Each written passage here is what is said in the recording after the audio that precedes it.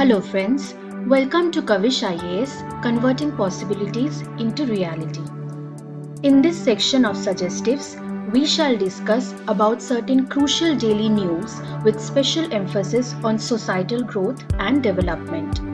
These portions will hold significant weightage in UPSC Prelims, Mains as well as interview session. Today, in our second episode, we will talk about the controversies around artificial sweeteners, focusing WHO's take on it. So, let us move on to the session. Now, what are artificial sweeteners? These are sugar substitutes which add sweetness to our food while containing much less food energy, hence making it a zero-calorie or low-calorie sweetener.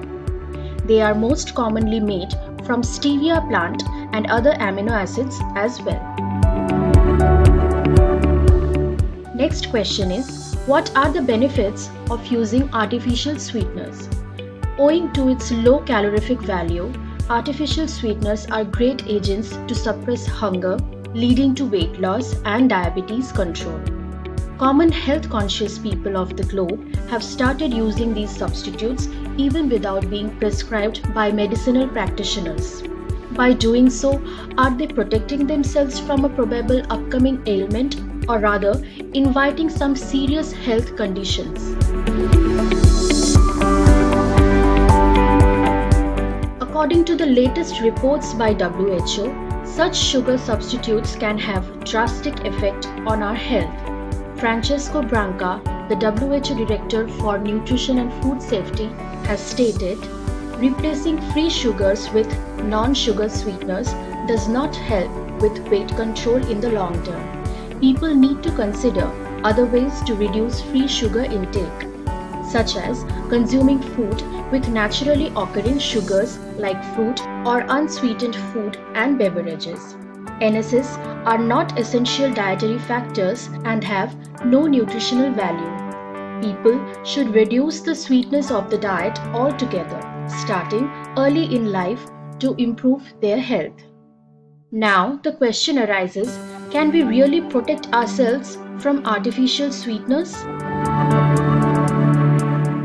These products are being used in almost every daily requirement, like beverages, dietary products, mouthwashes, and even medicines. So keeping distance from them would indeed be a challenging goal to achieve. How is an artificial sweetener supposed to work? When a diabetic person ingests such product, their sweet taste teaches the brain that they have extra sugar in the body.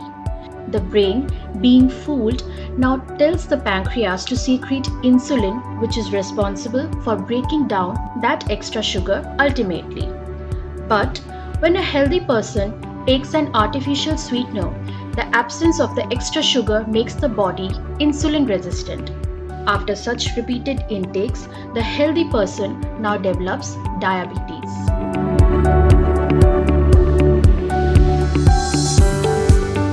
Now, there are various types of artificial sweeteners like saccharin, aspartame, xylitol, erythritol, sucralose, acesulfame K.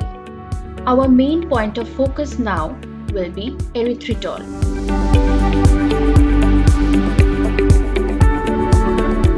So what makes erythritol hazardous for us? There are special types of cells in the blood called the platelets which are responsible for blood clotting. Excessive erythritol modifies and increases their function, leading to blood clotting even in a healthy human in critical organs of the body, like heart and brain. As a result, such individual encounters higher risk of heart attack and brain stroke even at a young age. Conclusively, we can say that smaller daily life habits impact our future health, be it physical, mental, or even financial. So we mustn't make any hasty decision without prior research and consultation. In the end, please feel free to contact us for any suggestions or clarifications about the recent daily contents in the chat box given or through messages to the number given. Thank you and have a nice day.